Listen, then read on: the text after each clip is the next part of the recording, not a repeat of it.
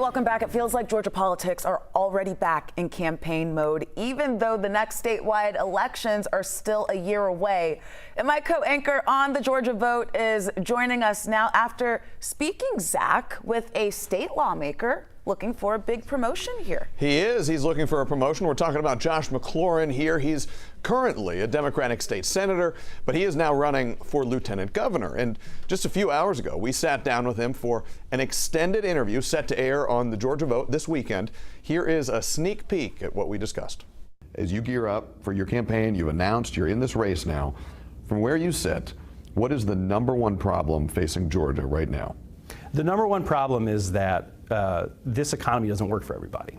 And there are people who work 2 to 3 jobs just to have the basic quality of life that our parents and grandparents enjoyed in a lot of cases.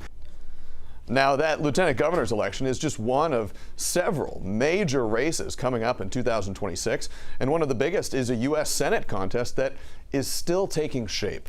Incumbent Democratic Senator Jon Ossoff is up for re-election, but who his challenger will be is still unclear. Some well-known Republican politicians, including Governor Brian Kemp and Representative Marjorie Taylor Greene, they have said they are not running for Senate in 2026.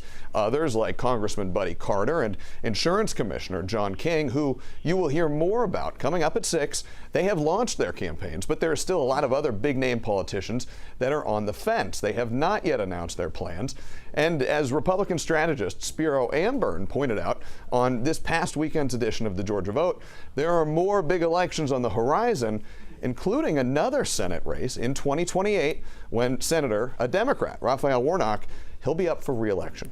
The calculus, I think, on the Republican side is, you know, do I go this year, do I go in 26, or do I maybe wait it out and see how things play out?